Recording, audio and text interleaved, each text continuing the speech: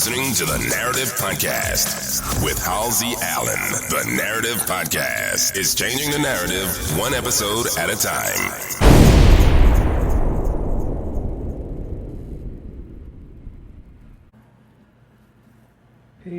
Peace.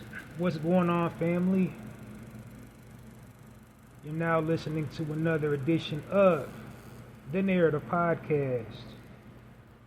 The Narrative Podcast is the home of original people peace, original people reciprocity, and original people positivity. The Narrative Podcast provides positive reinforcement of original people and original people culture.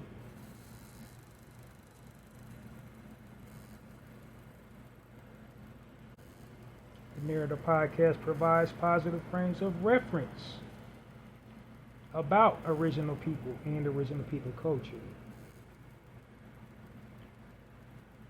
Welcome to the Narrative Podcast, and I am your host, Halsey Allen. Welcome all my narrators. So what's going on out here in the world? Yes, the beginning of the week, Monday. It's been a pretty good day so far. It was very productive in my out and abouts and goings on in the world. Got a whole lot of stuff done today. Yay me. So, if you're a listener of my platform, I'm projecting that you got a lot of things done today too. And if you didn't, hey, it's always tomorrow. But anyway, at any rate, welcome to the Narrative Podcast. I got a pretty good show for you guys today. So for those unfamiliar with me and my platform, how I kick things off is I give a brief overview of the platform before diving into the content to better familiarize the listener with, the content that I'll be presenting. And and letting them know what my platform is all about, my mission statement, and all that good jazz. But before doing all that, I got some stuff to plug, and some congratulations are in order. So let's start with the congratulations before I do my plugs. So first and foremost, I want to congratulate the very lovely, talented Miss Angel Reese for her newest endorsement. She's going to now be the brand ambassador of the famous snack food item Reese's Pieces. She got a piece out of Reese's Pieces. She's getting a piece out of that. She's going to be doing, endorsees for the Reese's Pieces brand candy. So let's clap it up for our sister Angel Reese and her latest accomplishment out of many.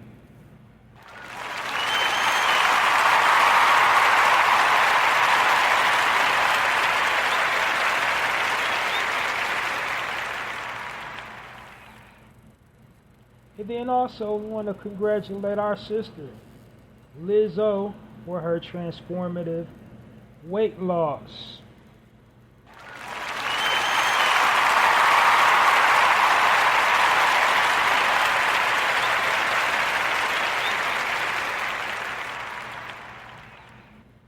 And I hate to be the brother that said, I told you so, but I told you so. If you've been listening to my platform, did I or did I not say she was playing up the weight thing? She was playing on the weight thing. She was doing all them antics, twerking at the basketball game, wearing them risque outfits because they slid her a bag to do it. And now that she's slimmed down, she's not showing any flesh. Wink, wink, wink. Gotcha.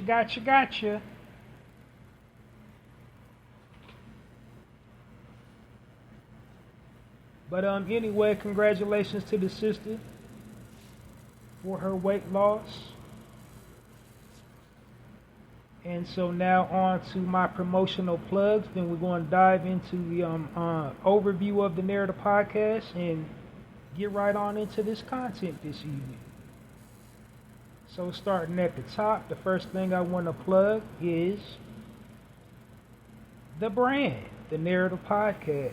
So for those that do not know, I broadcast 2 times during the week, once during the weekday.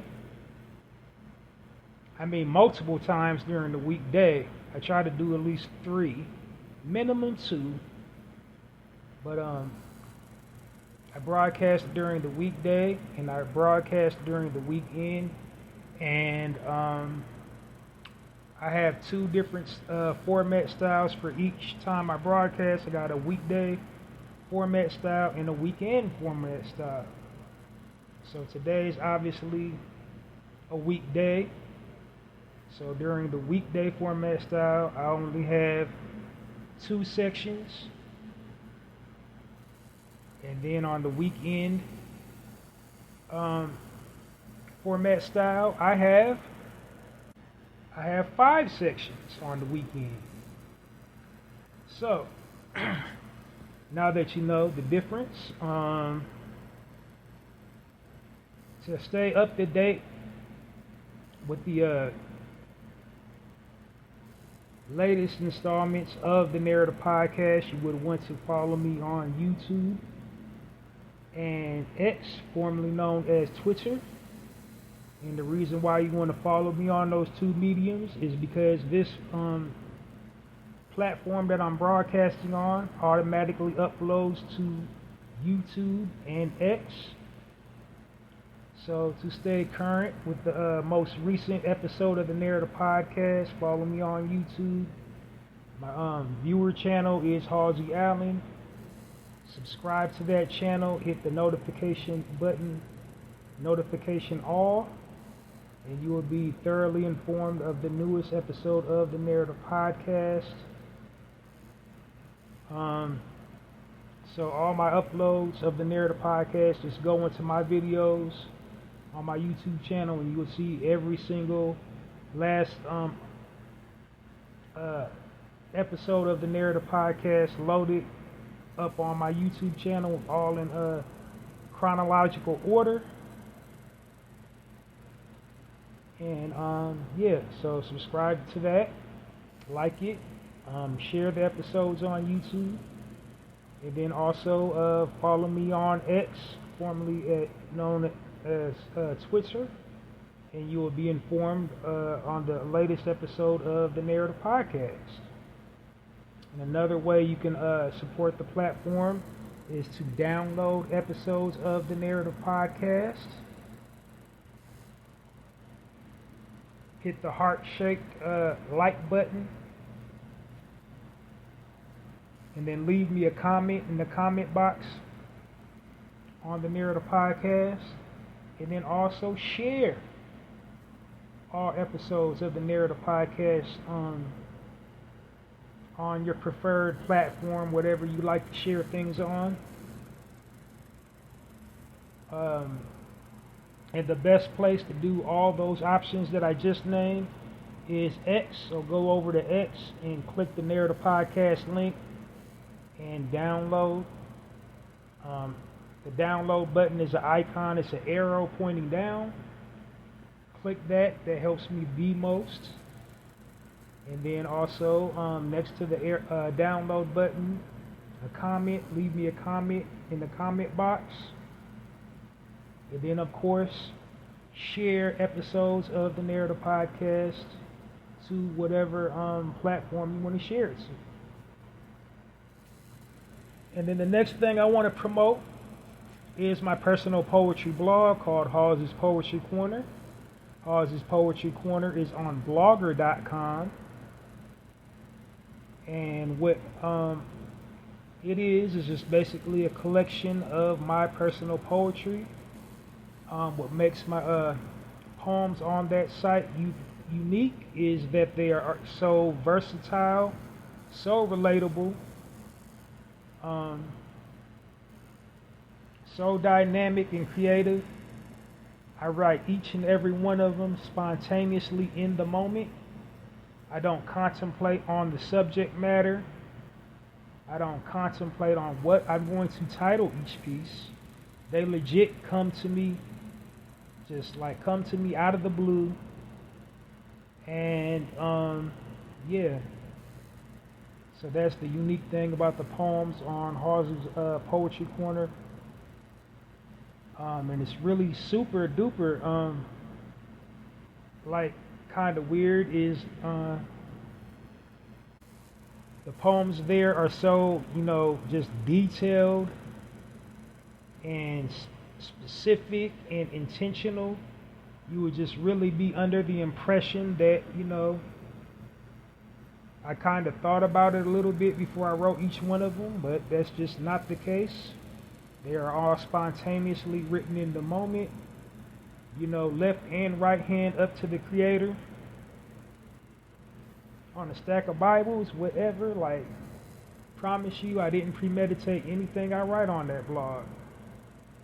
Speaking of writing on that blog, I just posted a brand new poem today that I spontaneously wrote in the moment. Go check that out. The piece is titled, I'm Him. So go over to Hallzies Poetry Corner on blogger.com and check that poem out. And the way you can support my poetry blog is to go to the link www.mrhallziesblogs.com. Click that link, share that link or a poem featured on that blog across all platforms. And then also you want to click the little heart-shaped like button. And then of course, everything is online, everything with the algorithm. You share my poetry on all platforms. Whatever platform that you like to share things on, share my poems from Hallzies Poetry Corner across all platforms. The link to Hallzies Poetry Corner, which is www.mrhallziesblogs.com, or a poem featured on Hallzies Poetry Corner across all platforms. And just a request for people to have visual platforms when you share my work, either from the Narrator podcast or Hallzies Poetry Corner. If you're on a medium where you're being, recorded by camera, where your audience can see your face, and you do it like that, you probably just want to shout out, Hallzies Poetry Corner for like your YouTube channel or your TikTok or your Twitch or whatever, or the Narrator podcast. If you want to support either platform, if you're a visual content creator. So that's just a heads up. And my last thing I want to plug before diving into the brief overview of the Narrator podcast is my book of poetry that I've written. And it's titled The Black Card. Currently it's only available on one medium, and that's a social media platform called Poetizer. And Poetizer, if you did not know, it's on poetizer.com. It's basically a social media site for aspiring writers. It's just a site where writers can just kind of hang out and vibe. They can be on their own personal page, blogging, or they can interact with one another on there. And then they also have specific rooms. They have writing prompts for them. And then they also, of course, have self-publishing software. So, that's what Poetizer.com is. And so, like, they offer self-publishing services to writers, and writers of all genres are welcome to it. people that write short stories, people that write novels, people that write essays, and then of course poets. That's their number one preferred genre of writing that they cater to, because it's like in the name, poetizer. But they have, like I said, they have self-publishing software, and they have self-publishing services for the writers in that community that they can use to transform their work into a book. And that's precisely what I did. I transformed my work into a book, my poems into a book, and I titled it The Black Card. And what it is a book, 30 poems that captures us, our essence as a people. It's basically like a reflective type book. It's a day in the life of / motivational / inspirational / survival guide / a whole lot of other slashes. But basically it's an all-inclusive look at our people as a people and everything we, endure and go through as a people, both positive and negative. So you will definitely, if you're an original man or original woman, you'll definitely gravitate towards that book. It'll resonate with you on so many levels. If you're not an original man or an original woman, you're outside of our culture, you will enjoy reading this book, because it can serve as an eye opener for you. It'll help enlighten you about our culture. So if you consider yourself progressive or open-minded and like learning about different cultures, that is the book for you. And then go check it out. It's available on poetizer.com. They have a virtual online bookstore, a virtual online bookstore. So go to their bookstore on poetizer.com and check for my title, The Black Card, written by me, Halsey Allen. Go cop that today, or get your black card revoked. And then I think I jumped ahead of myself for my poetry blog. Forgot to belt out my tagline for that. It's Halsey's Poetry Corner, poetry with a passion, poetry for all occasions. When you read those versatile poems posted on Halsey's Poetry Corner on blogger.com, you'll see that every last one of them lives up to that tagline. So yeah, go to Halsey's Poetry Corner and check out my newest poem that I just posted today, I'm Him. So that's everything that I got going on. And now I'm going to dive right on into the overview of the Narrative Podcast. So we're going to start off at the top, Tippy, the name. I named my podcast the Narrative Podcast, as I don't like the false narrative that the media weaves about original people and original people culture. So what I wanted to do to counter the way that the media falsely and inaccurately portrays our images and our likenesses across all forms of media, I wanted to design a platform where I'm uplifting and edifying our people by telling accurate stories and accounts of our accomplishments. Hence the title, The Narrative Podcast. My platform is dedicated to changing the narrative of how our people are perceived in media. And having said that, I think that's a perfect segue for my tagline. The Narrative Podcast, changing the narrative one episode at a time by destroying negative stereotypes about original people and original people culture. How do I destroy the negative stereotypes about our people and our culture? By providing positive frames of reference about our people and our culture. And that's entirely what the Narrative Podcast is all about, providing positive frames of reference about our people and our culture, um, encouraging the listening audience to responsibly utilize their platforms to share positive frames of reference about our people and our culture, also to inform and enlighten people about why it's important to share positive frames of reference about our people and our culture on their platforms or whatever platform that they choose to engage in.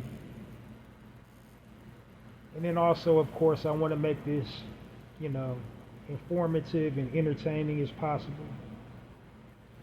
So now that you got the gist of my mission statement, another thing you need to be aware of on my platform, I refer to my target listening audience as my narrators. I refer to my target listening audience as my narrators basically to acknowledge the times that we're living in. We're living in the digital information age. We gather, collect data, share and interact with each other online, communicate online. We do everything digitally now.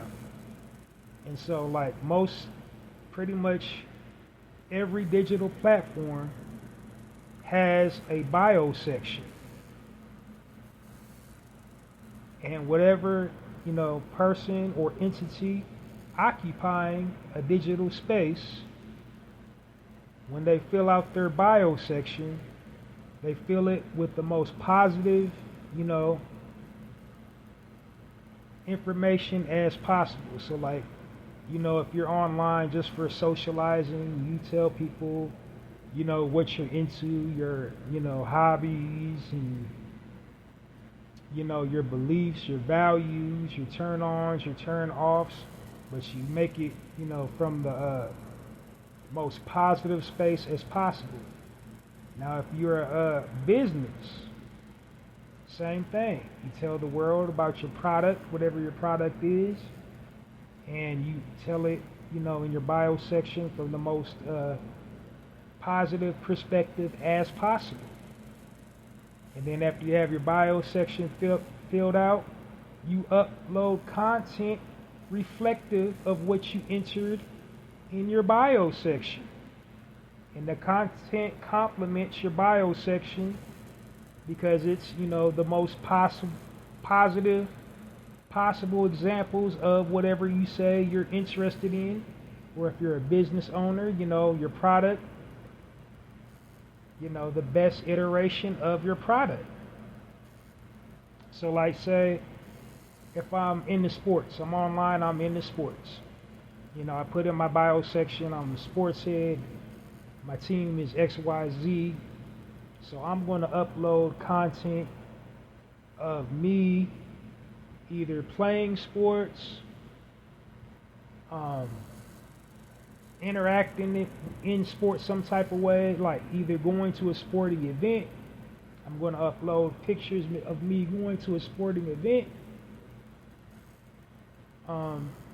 me participating in something sports related. It's going to be the most positive visual representation of what I say I'm into. If I'm into like entertainment, if I just like having a good time, I'm going to upload visual content reflective of me liking to have a good time, whatever the good time is, whether it's traveling, going to like concerts or comedy shows or out to eat, whatever. Is going to be the best possible visual representation that complements my bio section. And I'm going somewhere with that because I believe as a people we should be showing the world the best possible versions of ourselves at all times, because the media is putting out the worst visual representation of us as a people as they possibly can. So we need to be putting out the best possible, visual possible representation of ourselves as possible to counter their negative imagery, visual imagery of our people. So basically, essentially what I'm saying, said all that to say, so when people are interacting and sharing stuff online, they're telling or narrating their own stories. And that's what we need to do as a people. We need to tell or narrate our own stories. Because if history hasn't taught us anything, it's taught us this. If you don't tell your own story will be told for you. And the current story that's being told about our people by the media is that we are violent, we're lazy, we're full of excuses, we're hard to get along with, we're overly loud, we're overly boisterous, there's no pleasing us, and just the list goes on. They paint us out in the worst possible light as possible. So it's up to us to reclaim, our images and our likenesses by putting out positive frames of reference about our people and our culture, telling or narrating our own stories. That's why I call my target listening audience my narrators. All right. And so the next thing you need to know about the Narrator Podcast, this is a positive space. I don't engage in any negativity, slander, gossip, negative talk about our people and our culture. I try to be the voice of reason to, to discourage gossip, slander, and, negative talk about our people and our culture. I try to discourage my listening audience from engaging in gossip online, because that's, the biggest thing destroying our community right now. It's literally like $1 billion a year industry, billions of dollars being made by faceless corporations from us attacking each other online and us being at odds with one another online, airing each other out, airing out our dirty laundry, and taking cheap shots at each other online. So, I want to be the platform to discourage against that. This is just, I try to keep this a positive, safe space for our people. I'm all about edification and upliftment and positive reinforcement of our people and our culture, celebrating everything we're doing right, and making it known, all our positive contributions to our communities and to the world. I just want to record and reflect all things excellence coming from us, not engaging in negative isms and gossip and slander. Now, having said that, this is also a platform of truth. I tell the truth on here, and I don't sugarcoat the truth.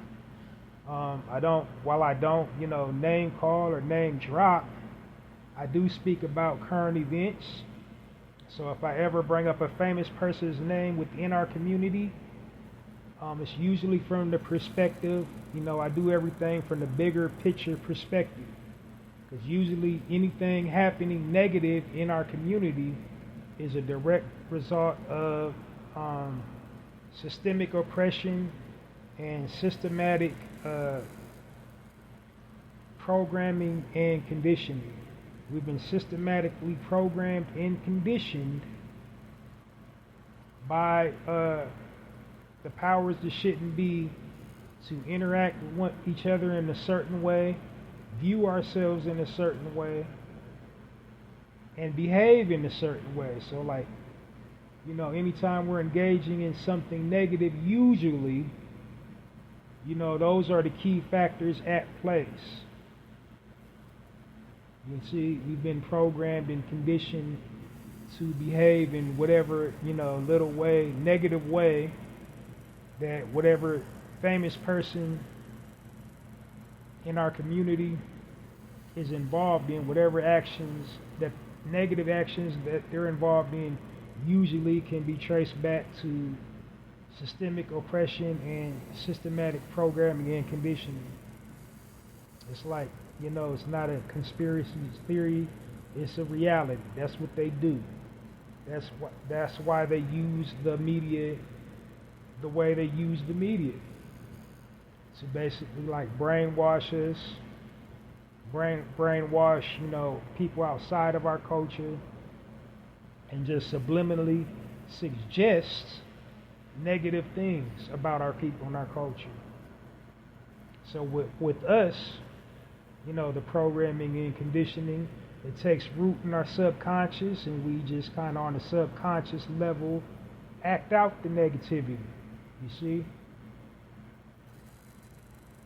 And then people outside of our culture, on a subconscious level, they become judgmental.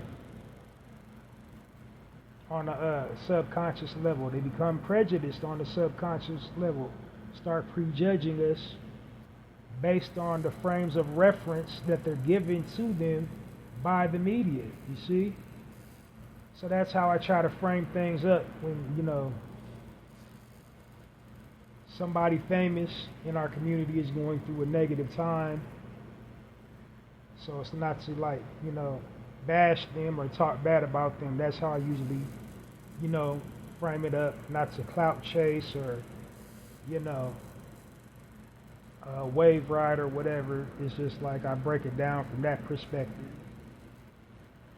Now, however, I do tell the truth on my platform. I'm brutally honest. I don't sugarcoat nothing.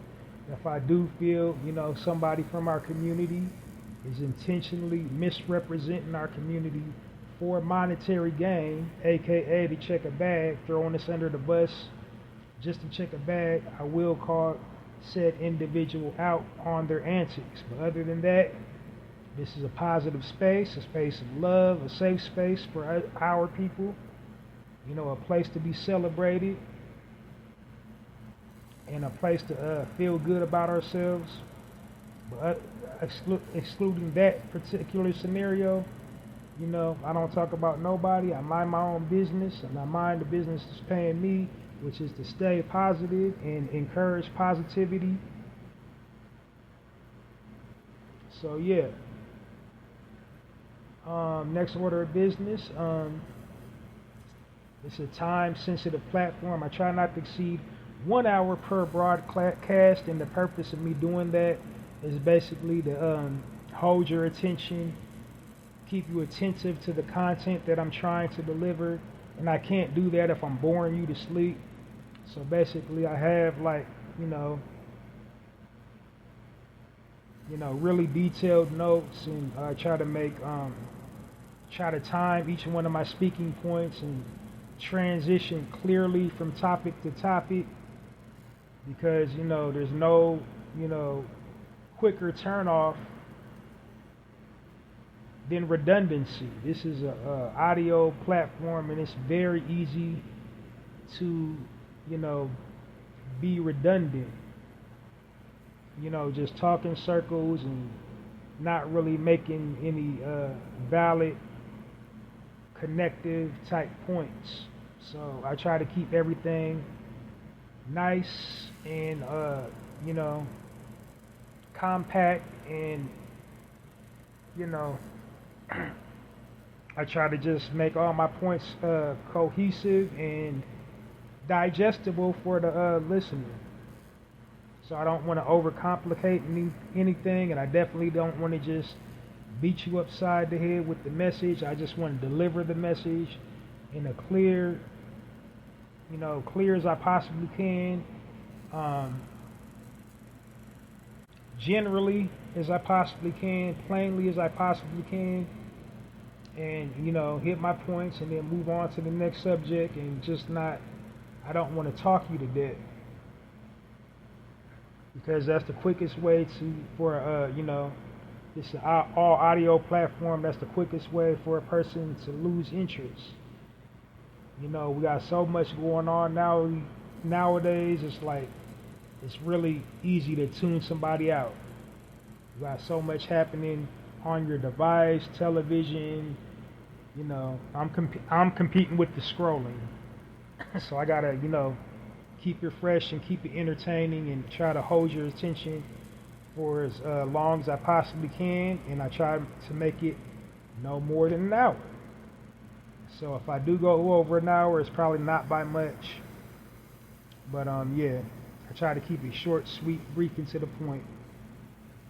Last but not least, I refer to my target listening audience, my demographic, as original people as opposed to black. And the reason why I refer to our people as original people as opposed to black, for two very important reasons. Number one, it's historically accurate, and then two, to unify us as a people. So what do I mean by historically accurate? We were and are the first beings on this planet. We existed every single place you can think of. Originally, all inventions, we originally invented it. There's nothing new under the sun. Every modern day invention can pretty much be linked back to our people. We mothered and fathered civilization, essentially. Everywhere we existed, we brought enlightenment. We brought clarity, focus, balance, harmony. We never try to impose or impart our will on other people. We never stole anything from anybody. We didn't cause chaos and confusion everywhere we went. We already existed everywhere. There was already an original collection of us everywhere, like every corner of the globe you can think of. Even the North and South Pole, there was already like a group of melanated people there. Now on the unity point, so just like I said, we was here first. There's many different types of us, hailing from different land masses. We all speak different languages, hold different values, and have different upbringings, different ethnicities, and just a whole lot of differences. But through all those differences, we are all the same people. We all have similarities. One similarity we have, we all possess high concentrations of carbon, aka melanin. We can all trace our lineage back to the original point of origin. And then we all possess, a unique unspoken bond. We can all just relate to one another, on a spiritual level. Like, we're all fighting against the same oppressor, just in a different way. Like, it's the same for all of us anywhere you go in the entire world. We got a group of people trying to govern us, trying to oppress us, trying to tell us we're wrong all the time, trying to make us be the problem all the time, trying to impose and impart their will on us and tell us what we can't do, we're not allowed to do, we shouldn't do, we can't do. We all have that in common.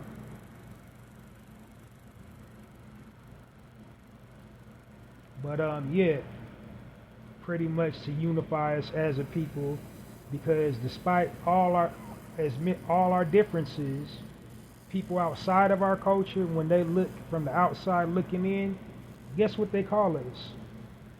They just call us black. To them, we're black.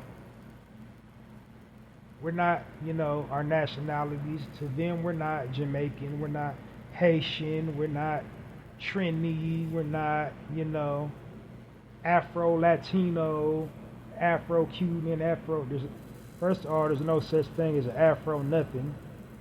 It's just the original indigenous people of that land. But anyway, point being, to people outside of our culture, we're just black. So by me referring to our people as original people, that's adapting their mentality and just classifying us as one group of people, like, because then they don't see us as, our nationalities or whatever we call ourselves. They just call us black. So we can like reverse that and, make it a positive thing and just say we're original people. And there ain't nothing better than the original. Pardon the pun. Everything is pale in comparison to the original. Nothing trumps the original. And we are the original. So, and then one last thing I want to say before diving into the subject matter this evening. I want to dispel a false narrative. I do it on every single segment. A false narrative about slavery. It seems the power that shouldn't be uses their influence to try to appoint slavery as our most definitive time in our existence. They want to like sidestep us mothering and fathering civilization, being kings and queens and rulers of all we surveyed, being the original inventors, being the original, scientists, chemists, alchemists, mathematicians, biologists, agriculturists, horticulturists, all original forms of learning, original librarians, and they just want to give us the title as former slave. And they just sit up there and perpetuate these myths about slavery, and it goes unchallenged and unchecked by us. We just quietly accept it. While slavery was real, it was barbaric, and it did happen, they exaggerate and lie about many factors of slavery. And the biggest thing they exaggerate and lie about is that we all got to wherever we're residing currently in the world because our ancestors came over on slave boats. When in the reality is, especially here in the Americas, we were already here. So like as I just said a few minutes ago, the original people, if we was here first, do you think we was just all huddled in one spot? Doesn't it scientifically stand to reason that we was already in, the Mediterranean? That we was already on the continent of Asia. That we was already, in Australia, Germany, France, like all these places, North and South Pole. We was everywhere first. We didn't get to all of them places solely on slave boats. It was already indigenously located everywhere you can think of. There was already a large concentration of us living everywhere. There was already an ancient civilization of our people everywhere on the planet. But they want to keep on just saying we all got to wherever we, hail from on slave boats. And it's just not accurate. It's not fair. It's not right. It's a lie. And that's not, self-hating or, being turned off with the mere notion of us being from Africa. It's just, it's just an inaccuracy that needs to be, corrected. And they're making trillions of dollars for perpetuating this false imagery of slavery. What it is fear programming. They open these museums and show us all these pictures and say the slaves did this and the slaves did that, and we don't just mentally be in our mind saying, oh, well, hold up, wait a minute.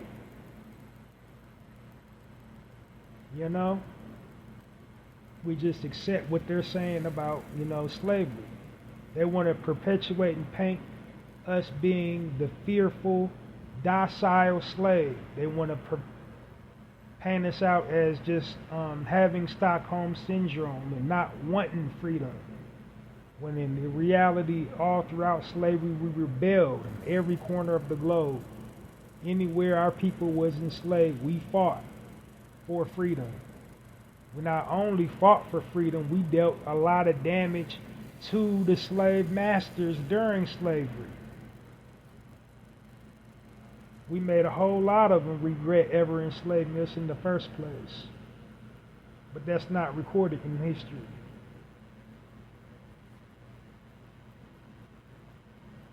So, and just when you think about this stands to reason, look how many slave movies has been made. It's well over a dozen compared to movies about the Holocaust, compared to movies about the Vietnam War, compared to, any other religion, any other race, ethnicity, their time of suffrage compared to our enslavement. It's 1,000 times worse, the visual, aesthetics of it.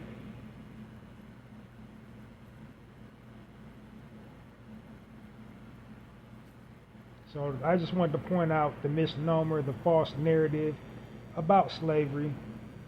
And I think I've summed it up, everything you should know about the Narrator podcast pretty good. I'm well over 300 episodes in. If you're still kind of gray, you got more than enough time to catch yourself up to speed on, what the Narrator podcast is all about. And remember to download this episode and all previously recorded episodes of the Narrator podcast wherever you get your podcast information from.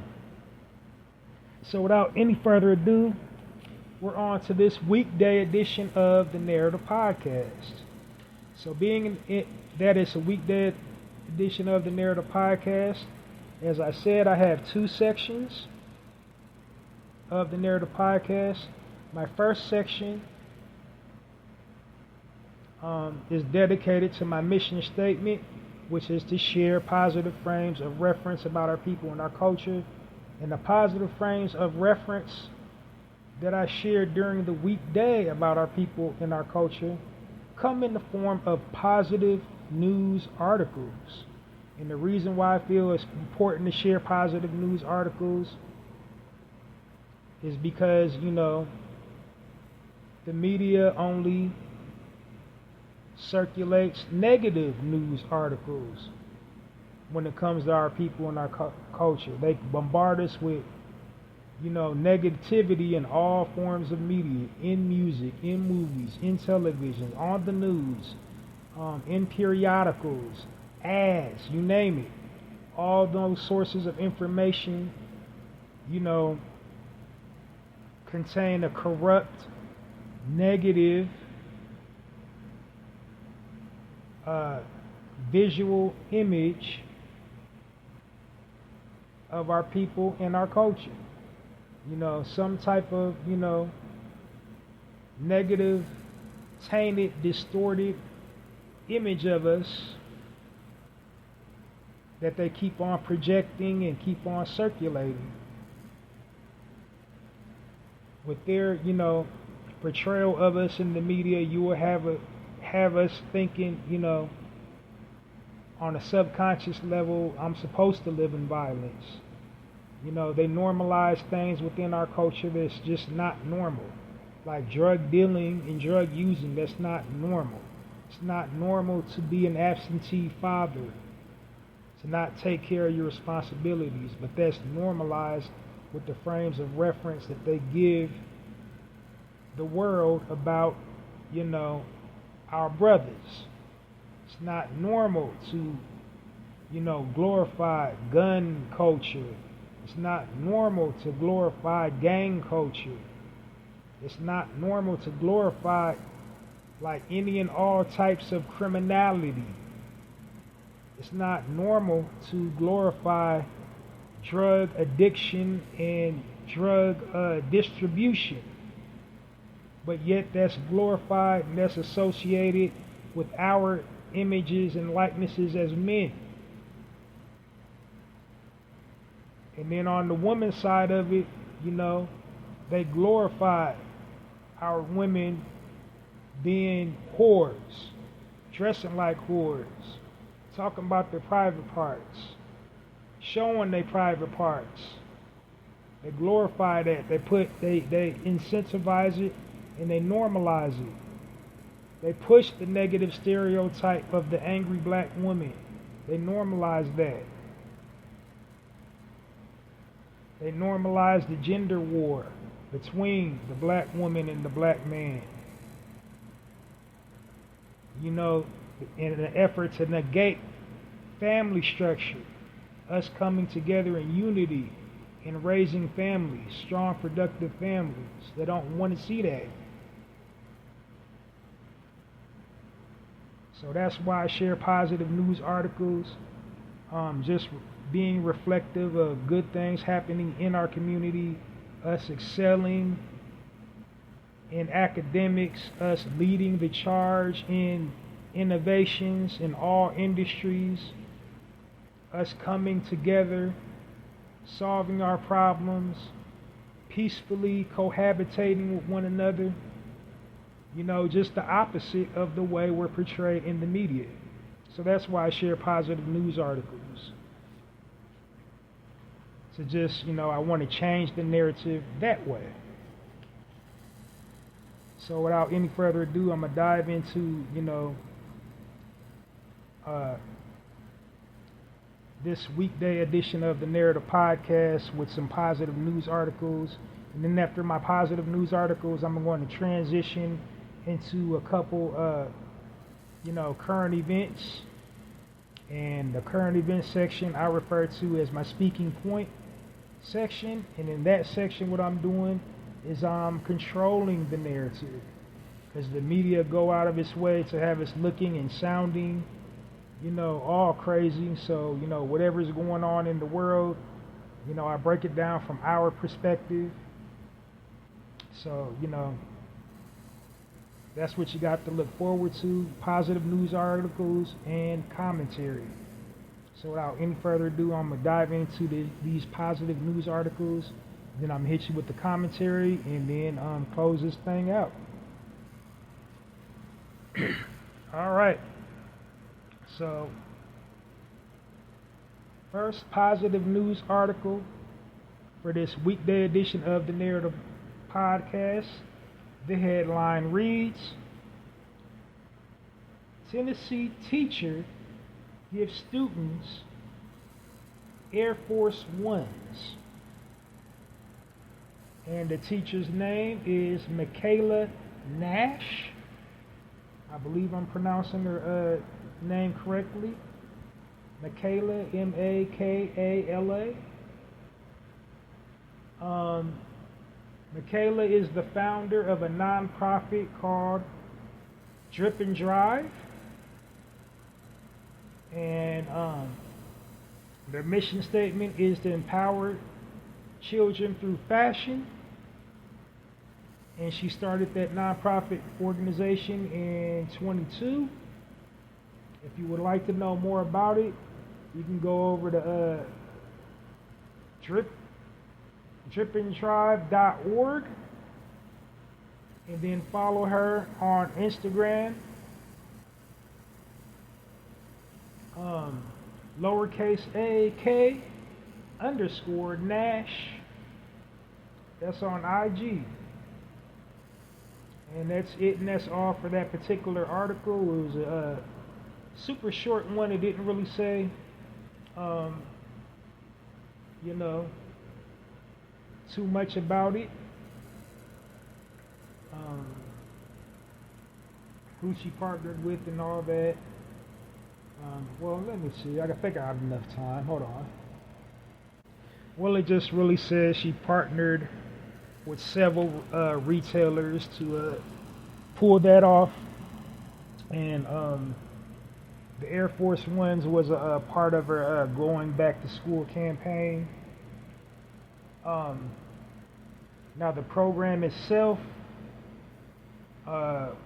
teaches the children positive speech, how to dress professional, and they also teach them emotional intelligence. It's a 4-week class, 1 week of positive speech, 1 week of branding, 1 week of professional dress, and 1 week of emotional intelligence.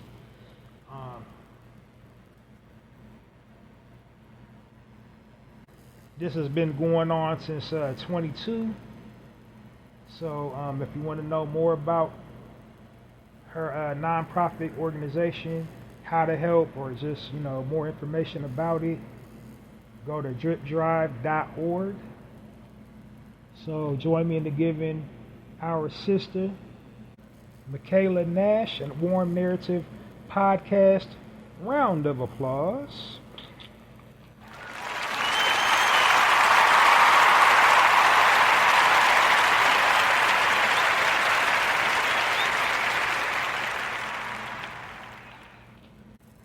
Next up, on this weekday edition of the Narrator Podcast, our next article, the headline reads, Black-owned barbershop opened more than 70 years ago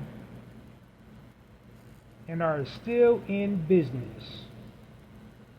And this barbershop is called Arnett's Barbershop. It's located in Carbondale, Illinois. The original founder's name was Charles Arnett. Charles passed away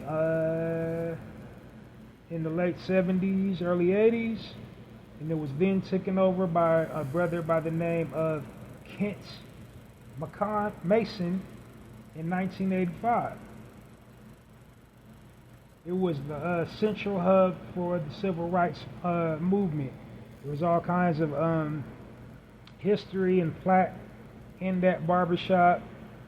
Some of the most pivotal strategy sessions happened at that particular barbershop. Everybody from Jesse Jackson to Al Sharpton used to go there on a regular basis to literally politic, not just a figure of speech, but they was actually going up to that particular barbershop to politic about, strategies for the civil rights movement. So it is a part of all of our history. So let's give a Warm Narrative podcast round of applause for Arnett's Barbershop, located in Carbondale, Illinois.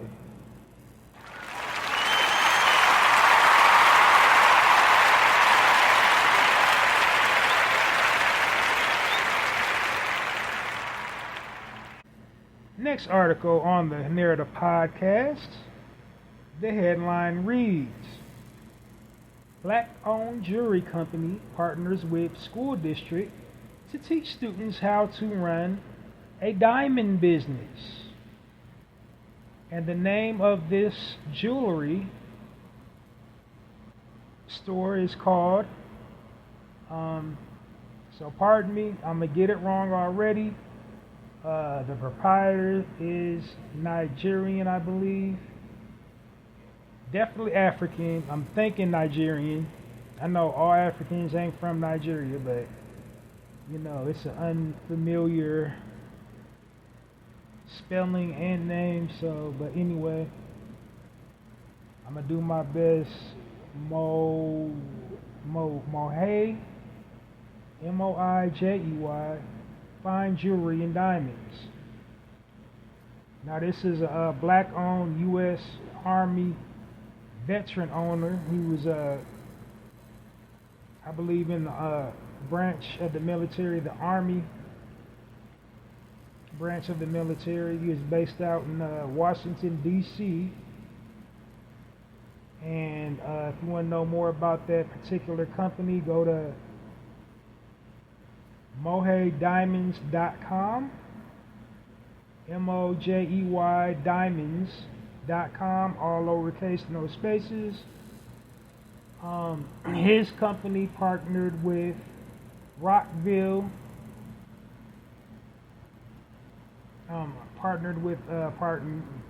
Montgomery County Public Schools in Rockville, Maryland. And the name of the program is called the Summer Rise Initiative. It's a 3-week program that teaches students the finer points of the jewelry business. So they'll be using 3D. The program's over, but you know, they use 3D software, AI software. They learned about precious gemstones, you know, how to set a piece, how to cut the stones and all that stuff, how to market it, and you know, set up the display cases, and you know, all the nuances of, you know, jewelry selling. Now, like I said, it's a 3-week program, so it's really the objective of the program is just really has to do with the sponsor of the program. So it's basically 50 hours, you know, in person or online, whichever the student can do. And they learn about career options, employment expectations, organizational skills, technical and professional skills, and it's all based on whoever, you know, partners with them that summer. And this summer just happened to be Mohey Diamonds, however you pronounce it. The brother's name that owns that business is Daniel Mohey Jr., Moijueh Jr. And his business, his telephone number is called, or his direct line to the jewelry store is 866-277-7799. And then he has a physical address, which is 7799 8661 Colesville Road, Silver Springs, Maryland. Now, if you want to know more about the Summer Rise Initiative program, you can visit Montgomery Schools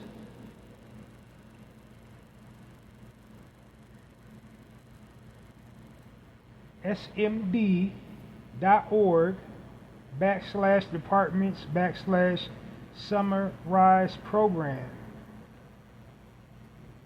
So that's it, and that's all for that article. Let's give a Warm Narrative Podcast round of applause for our brother Daniel. I'm gonna just say Daniel M. Moiijey, and the students at Montgomery County Public Schools in Roxville, Maryland.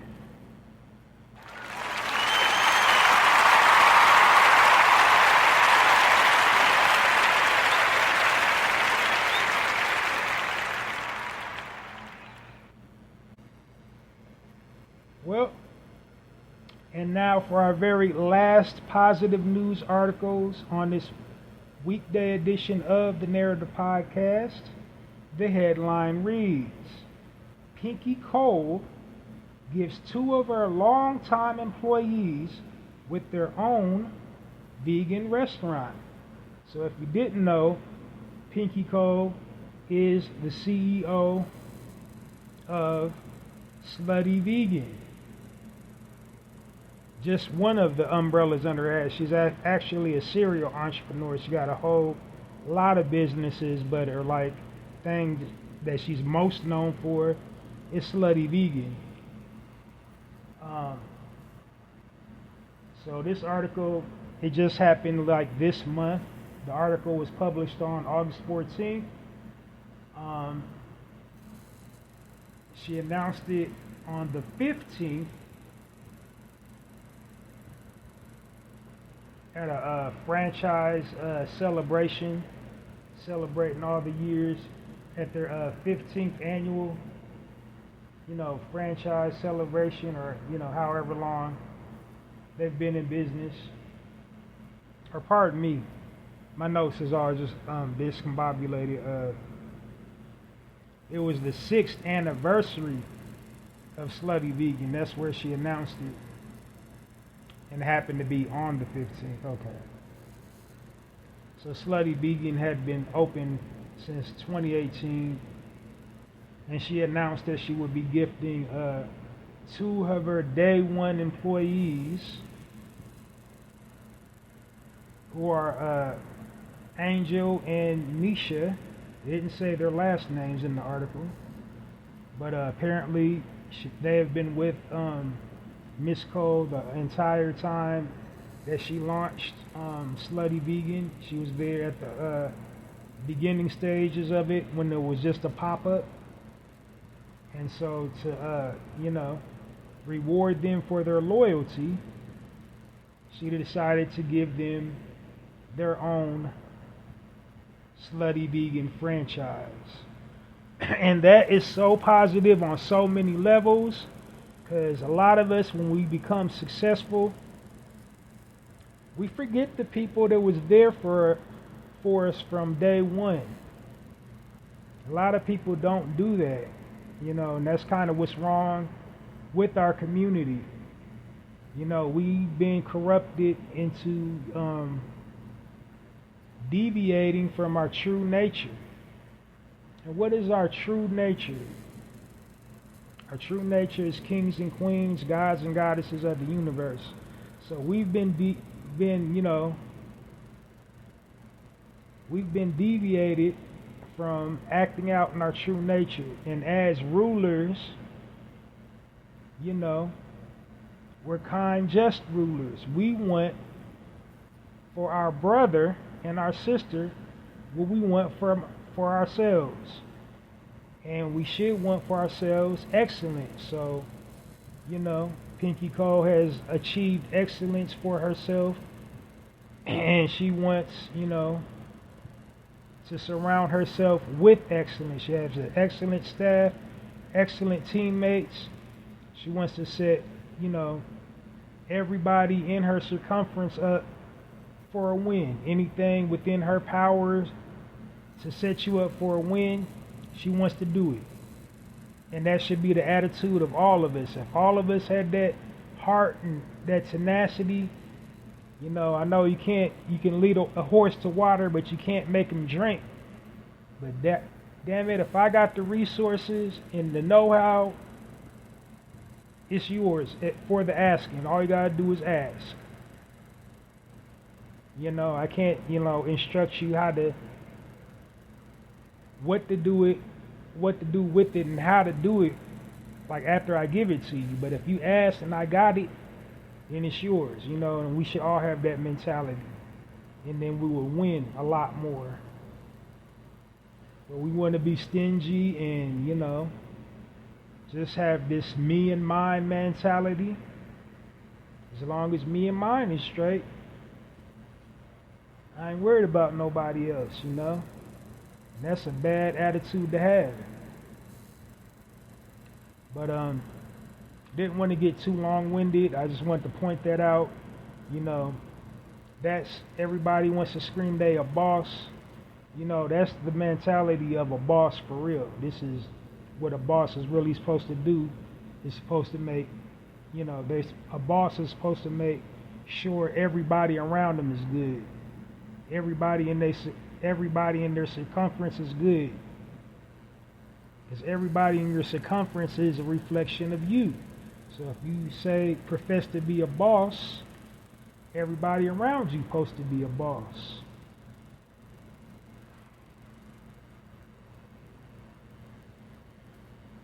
But anyway, join me into giving a warm narrative podcast round of applause to Miss Pinky Cole and her two highly deserving staff mates and friends, Angel and Misha.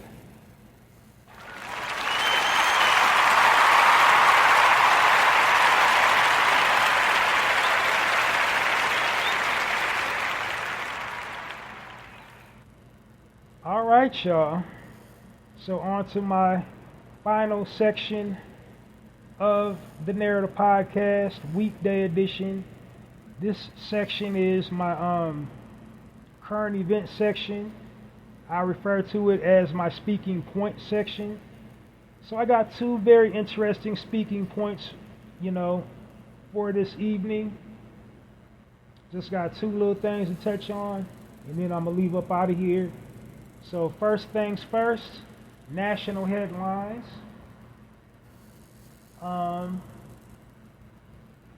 We are in the midst. I've been saying it, and I've been saying it.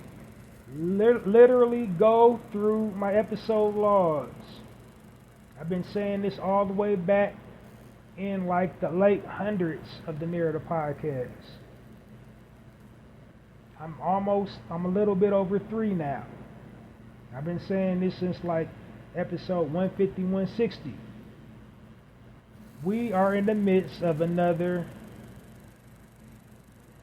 global shutdown. It's true. So, the World Health Organization, or WHO, announced on August 14th they declared a national emergency of Mpox. I'm not going to say the whole word. They're referring to it as Mpox. I'm going to refer to it as Mpox. A state of global emergency for Mpox in Africa. So far, from Africa, Mpox has spread to 3 neighboring countries already. It's a global thing. They've already declared, you know, a state of national emergency.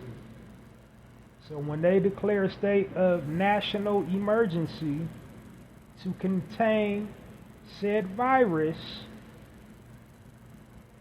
usually means full shutdown or quarantine until the virus is properly contained. So we're not like already, you know, they're at the warning stages now. They're warning people, you know, to, you know, be in certain proximities. They're warning people. They're advising people to wear gloves, to wear masks, to wash their hands. So, like, is that not deja vu? Did we or did we not? When we had the first global shutdown, did we or did we not have national disasters? In 24, we've had 3 natural disasters. Did we not have recalls, national recalls on food? We've had several recalls on food. especially here in the United States. Did we or did we not have mutations in the animal kingdom? In 24, we've had several mutations in the animal kingdom. So, said all that to say, all these same conditions that occurred during the first global pandemic is resurfacing in 24. All the exact same within over here in America. Did we or did we not have several unalivings that were captured on video before the global pandemic? Yes, we did. So all those factors are the same. So what they're not telling us behind the scenes, that we're already having drills. We're already having pandemic shutdown drills. Like all government agencies are already practicing global pandemic shutdown drills. They're drilling already. They're practicing the drills already. And if you notice, if you go online, you will see an over influx of remote jobs. Why all this influx of remote jobs in hospitality? If you notice, fall is the biggest hospitality season ever. Yet, globally, hotel and restaurant sales are on a decline. Tourism is on a decline. Tourism sales is on a decline. There are already several, flight restrictions in place already. They're already restricting flights to certain parts of the world. So what we need to be doing right now is being in a state of preparedness. You need to be stocking your pantries again. You need to be having an exiting program if you don't want to stay in the States. Or if you're going to stay here in the States, make sure where you're staying currently is super comfortable, because they're going to shut stuff down again. And so another pattern, when we had the global shutdown last time, we had two candidates running for the presidential elections that weren't worth spit. We had Biden and Trump running. Now, general elections hasn't really kicked off yet. It's not till November. We still have other candidates running for president, but they're only pushing two. That's all you see on the news is two. We got, some other people. We got JFK, we got Kona West, and a few others. But all the publicity is only old boy and old girl. That's what's getting shoved in our face, is old boy and old girl.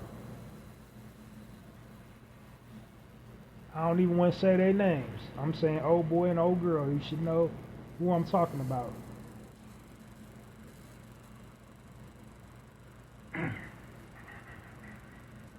But yeah, so my final little thing I want to say on that is be in a state of preparedness. Start stacking your pantry. Start stacking up your books, or however you made it through the first one. Start dusting off your old projects you was doing in the first one, because we're going to have another global shutdown. It's inevitable. It's already in swing. They're practicing drills already. When government offices start practicing drills, that means it's already happened. To some capacity, it's already happened. Like they've already planned it. They've been sitting back taking notes from the last one. And then more to my point is they incorporated germ warfare. Why do they want to incorporate germ warfare in Africa? What happened in Africa to make them want to spread mpox? Could it be because Africa was part of BRICS?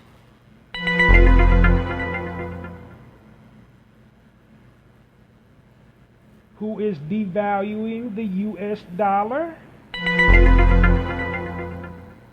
So if they're shut down, then all forms of e-commerce coming out of Africa has to shut down too.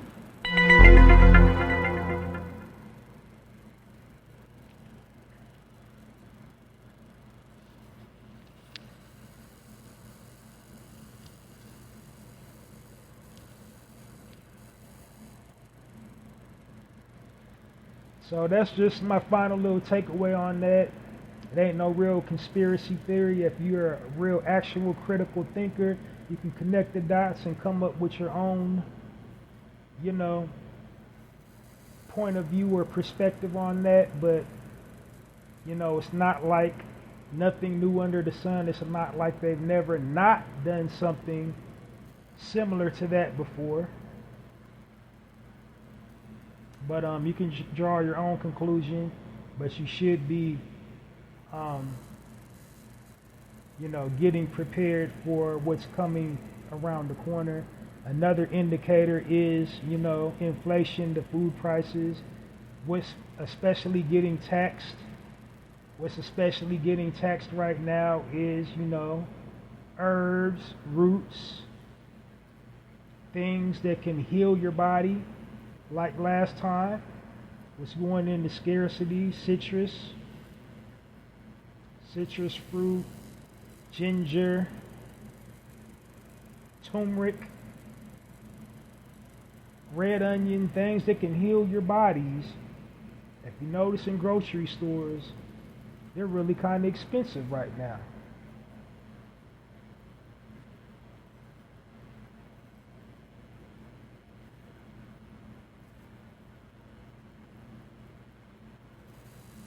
So start stacking up while they're moderately priced. Start stacking up on your elderberry. Start stacking up on anything that has anti-inflammatory properties.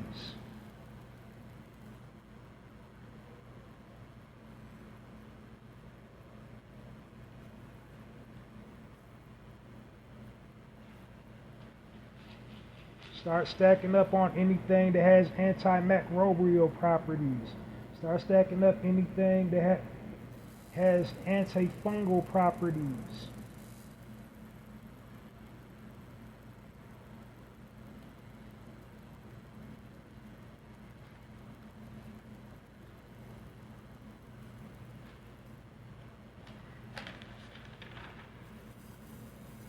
All right.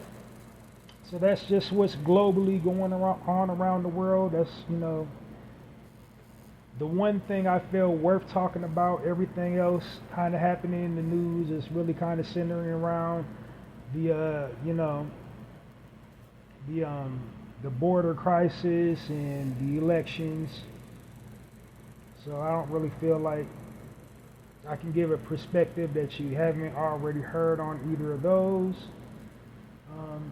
So it's something trending right now within our community that I feel is kind of important is old boys at it again. The vulture strikes again. DJ Vladimir Lovady is back at it. So a Russian member of the Tiny Hat community is back at it. He's talking that ish. Comrade is meddling in black people's business again, da? This time he set his sights on Marlon Wayans. And so if anybody, unless you've been living under a rock, Marlon Wayans is a member of the comedic family, the Wayans. His brother Keenan Ivory Wayans created, executive produced one of the most iconic sketch comedy shows ever, In Living Color, which launched the careers of so many up and coming comedians.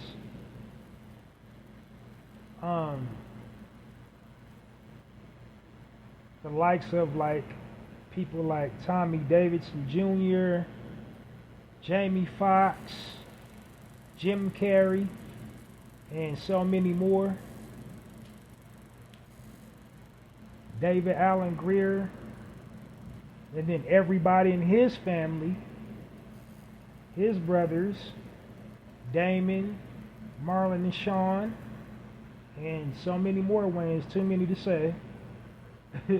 I'll run all my time out trying to, name all the Wayans that appeared on In Living Color, and yeah.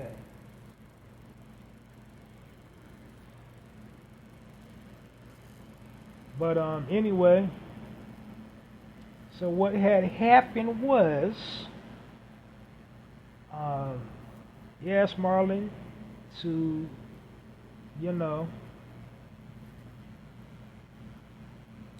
come on the show, because the celebrities, they don't ask, he asked the celebrities. So people didn't reach out and be like, yo, I want to be on the Vlad show.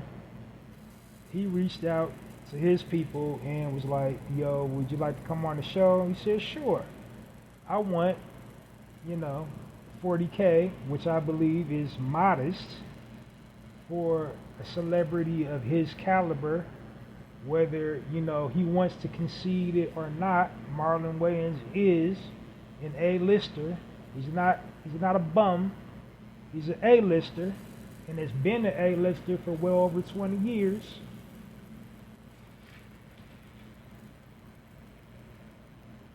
And this dude, Vladimir, he gets on his,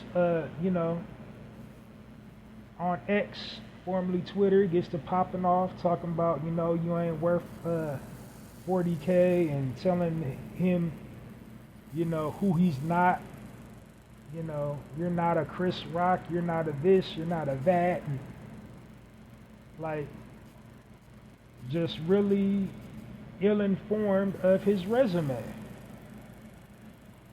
His stats is all wrong. So then Marlon Wayans defended his stats, and they're going back and forth, and basically now it's at the level, Marlon's like, I end you, in so many words. And now a whole lot of people within our community said it and keep going back over there, but his lineage, if somebody like that says it, they can deliver.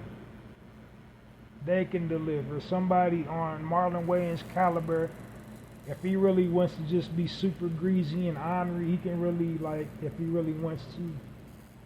But, usually everything coming out of his mouth is something super positive, super inspirational, but, I think he got time for it. If he wants to be petty, he found the right one. He found the right one this time. He found the right one. Which, I'm kind of even I don't know, because this dude, he's become such a cancer within our community. So it's hard to tell if he just intentionally said that just to spark controversy. So I'm kind of on the fence whether he intentionally,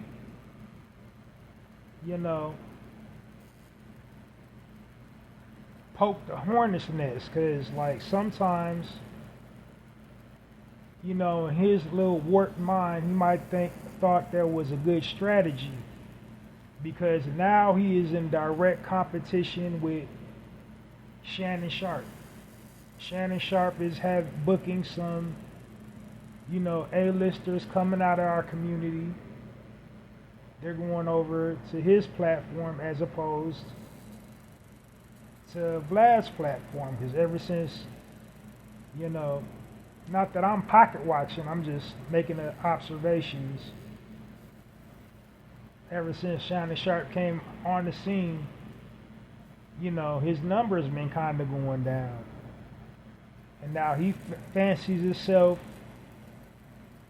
you know, of the hip-hop genre.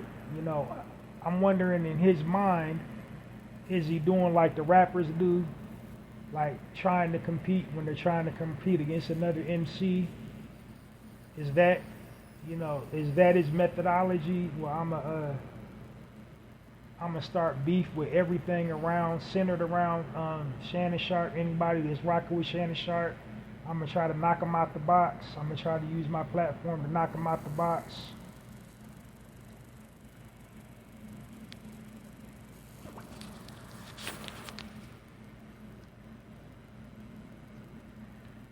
But yeah, that's basically what's going on. They're going back and forth at it super hard.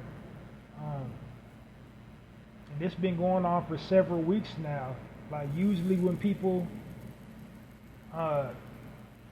get to the point where they're sick of that dude, it's like 2 or 3 days and then just like, I got better stuff to do. Marlon's still going hard in the paint. And he said, you know, I'm gonna put everybody up on game about you. You know, he's a real retrogressive dude. All he does is start beefs, and has an interrogation style form of interviewing. And if you don't have a sharp intellectual mind, when you go on this platform, if you're not media trained, when you go on this platform, you're almost guaranteed a 99.999 say something incriminating or damaging to your career and brand on his platform. And I love Boozy Bazass as an entertainer, but bruh, you can legit set your watch to all the times Boozy done got in trouble, like legit. Every single time he's had pushback in the media. He had just got through doing a Vlad TV interview. Every single time. All his regulars that went on his platform, every single time they had pushback, it was like usually like a day or two after a Vlad TV interview. I don't think that's a coincidence. I don't believe that's a coincidence. I'm not going to lie and say at one point in time I was not subscribed to his channel. I was subscribed to the channel. My personal breaking point with unsubscribing to his channel is when, you know, it was weeks before the minister thing, when he made, you know, anti-inflammatory remarks about Brother Minister Louis Farrakhan. It was way back when he was making anti-inflammatory remarks about Jeffrey Owens. That's when I kind of start wondering, like, what's really going on here? What's he really doing? He said, you know, Jeffrey Owens, for those unfamiliar, guy from the Cosby Show, to play Elvin, was a failure because he was working at Trader Joe's. A failure in life just because, you know, he had a regular job after the Cosby Show ended. Like, number one, He wasn't a classically trained actor. He just wouldn't audition. He was just like a fresh young kid out of college, out of college. He was a virtual no name. Ended up being like, you know, a mainstay. Like, people liked his character so much, they had to make him a regular on the show because he was so believable for that character. But Ladd said he was a loser because after the show ended, he was working at Trader Joe's. And Trader Joe's has benefits, like regular people benefits. There have been tons of people, you know, they got to a point in their career where they just went out and got regular jobs. They just didn't want to do Hollywood no more. And so why is it a brother, when he got to a point in his career, he just didn't want to do Hollywood no more? He's a loser. He's a failure. How dare you call a black man a failure? And he got a history of doing that. He got a history on trying to talk up on our business. He got a history of inserting his opinions on reparations, who should get it, how it should be spent, what it should be spent on. He got a reputation of voicing his opinions on stuff like that. He's also made anti-inflammatory remarks against Elijah Muhammad, the mentor of Brother Minister Louis Farrakhan. He's also made anti-inflammatory remarks against Dr. Martin Luther King. He's also made, you know, anti-inflammatory remarks against several people within our community that were instrumental figures in the civil rights movement.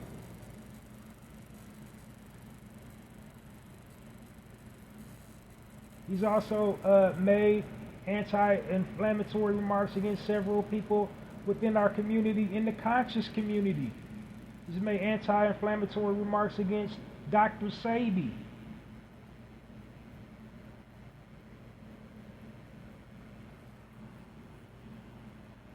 You know?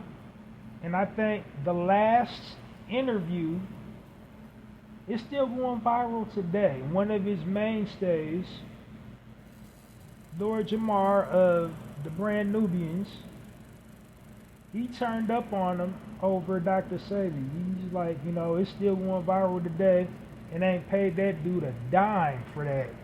And that's one of his like biggest interviews, and he had to basically scream on him. He's like, you know, he's like, he trying to be funny. He said, like, I can't remember verbatim how the conversation went because it was years ago, but in so many words, he was like, you know, you trying to be funny right now. But you know, because he was uncertain about you know, his medical expertise. Wasn't saying like he's as much a doctor as Dr. Dre or whatever, like. And so, like, you know, LJ had to scream on him. Another person that left his platform, comedian Godfrey. And before he left his platform, he had to scream on him. So that's his mentality. Like, he tries, when his numbers start dropping, he tries to force a controversy because he knows people like controversy. So he'll take one of his regulars and put them in the position where they got to scream on him because he's sitting up there just saying something stupid. And it's just not like clueless white boy stupid. It's like stupid, like trying to like pick and dig at him for a reaction. Like several. I can just go down, I can just run it down the line. All the guests from our community that he's had on his show that had to scream on him at one point or another because he just kept on saying stupid shit.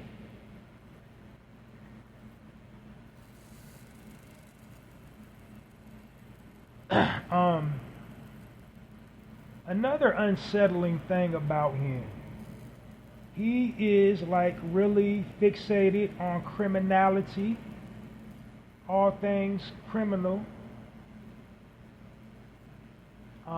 He's had several people of, fixtures in organized crime, people from our community who was involved in organized crime, drug dealing, major cartels on his platform. He's had, major criminal figures from the Spanish community, a whole lot of Mexican mafia people on his platform. He's had a whole lot of Italian, like mafioso dudes on his platform. Like, so he's obsessed with criminality. Who else is obsessed with criminality? People talking about their crimes, illegal crimes that they've committed. The police. The police are obsessed with that. He's obsessed with criminality. And then another unsavory thing about that dude is he got a real super unhealthy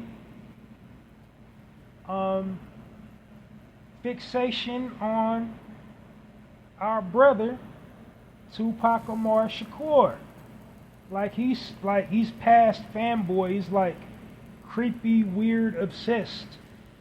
Like he literally like interviews, like gets everybody on his show that got some type of 60-degree separation relationship with Tupac. So when homie Keefy D, he got, locked up, incarcerated, like a couple weeks after appearing on this platform, he was going around saying he single-handedly solved Pac's murder. Like, you want that? Like, just on the off-word chance that Pac is alive, like, he's not going to stop and he's going to try to make Pac come out of hiding if he is alive. Like, that's how sick and unhealthy and sick of a fixation that he has on Pac. It's just like creepy and weird. Like, damn, every other interview, Pac.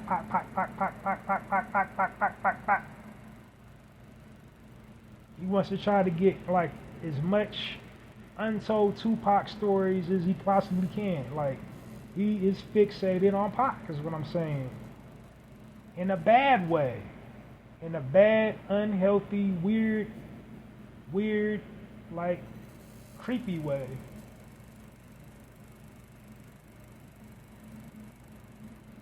But the dude is like a scourge in our community. He's the proverbial thorn in our side. We need to pick him out of our side and forever and discard him accordingly. Like, he should just shut his mouth, stay out of our business. You done made your money.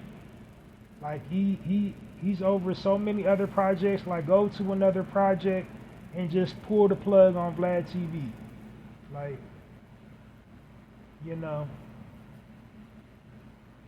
he should just be done and over with, because he's caused so much pain and confusion in our community. He's been the driving force of damn near every single rap beef you can think of, every single entertainment beef you can think of, like comedians beefing with each other long before Club Shay Shay that was going on his platform. In the conscious community, had, he was the driving force between Umar and Tariq Nasheed. And not to just keep on bringing up LJ's name, but he done got LJ in a whole lot of confrontation. He had the stands going at him. He had him involved into he had a back and forth with Marlon Wayans and Donald Rollins. He was a key instrumental factor with that, with the people he had disagreements with.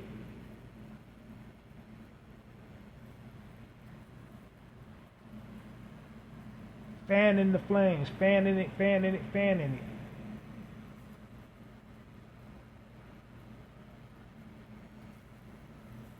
But yeah, that dude is just like, he needs to be removed from our culture. Him and people like him. Get him out of here. Get Adam 22 out of here. Get I haven't heard the old homie in quite a while. Homie in the UK, I think 50, took the air out of him. What is dude's name in the UK? Westwood, yeah. Get Westwood up out of here. Get Jordan Tower up out of here. Get all these leeches and parasites suckling on the teat of hip-hop. Get them up out of here.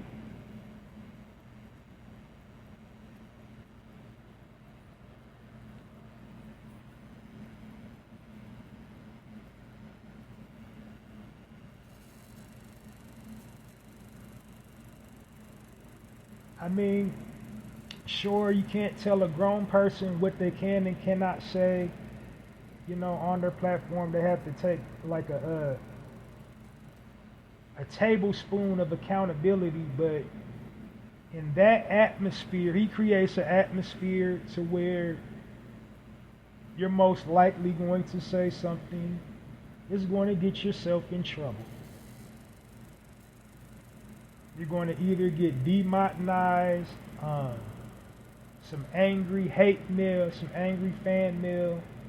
You're going to be involved in something on his platform almost immediately after an interview.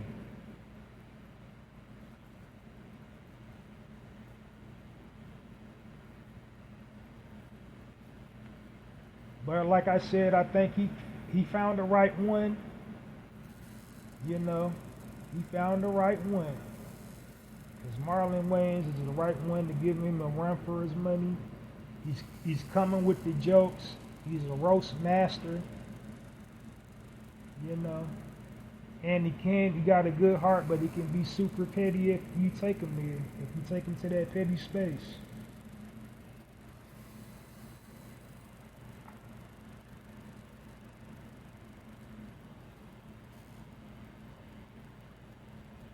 You would have thought he learned his lesson after Rick Ross's goons put the paws on him.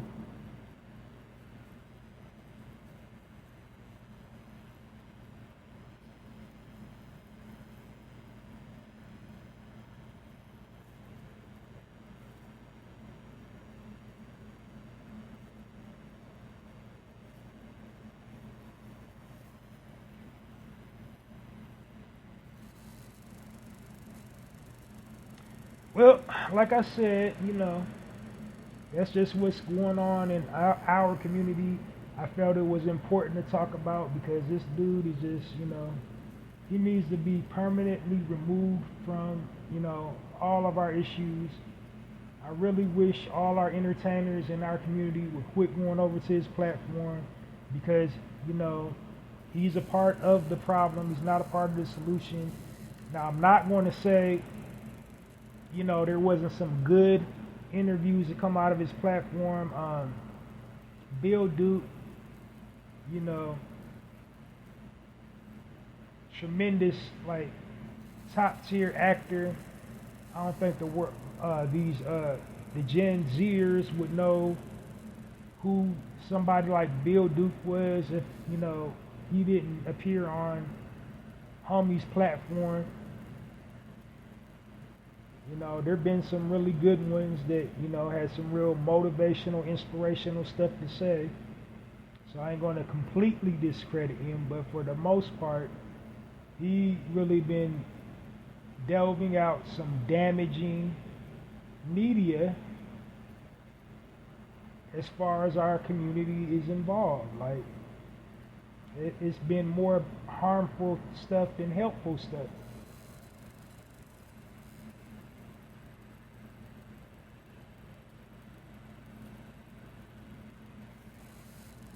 Well, anyway, so that's all the energy I'm going to give to homie. And I already said, you know, what needed to be said. Yeah. So all his top tier draws, they've been abandoned his platform, like BG, Trey D, and a whole lot many more have stopped going up there. I hope they stay away from over there. And like, dude is he's the devil for real, man. That dude's the devil. But anyway, this episode of the Narrator Podcast is officially over. Thank you all for listening. Thank you all for supporting. Remember to download this episode and all previously recorded episodes of the Narrator Podcast wherever you get your podcast information from. Join me again later on this week for another episode of the Narrator Podcast, weekday edition. I plan on broadcasting at least one more time this week. I'm going to shoot for 3, but one more time this week, most definitely. And then, of course, this weekend with a full episode of the Narrator Podcast. And on my full episode, I have 5 sections. So tune in this week for a full episode of the Narrator Podcast. Tune in for the rest of this week. Keep your ear to the podcast lane for another upload, another weekday episode of the Narrator Podcast. But that's it and that's all. I'm out of here like last year. Peace. Sending peace, love, light, and healing energy. Join me again for another episode of the Narrator Podcast family. I'm Halsey Allen. I'm changing the narrative one episode at a time. I'm asking you to help me change the narrative by becoming a narrator. And while I'm changing the narrative one episode at a time, on my end, as a narrator, you can help me change the narrative one social media post at a time on your end. Until next time, Halsey Allen Narrator Podcast, signing off, and it's like that.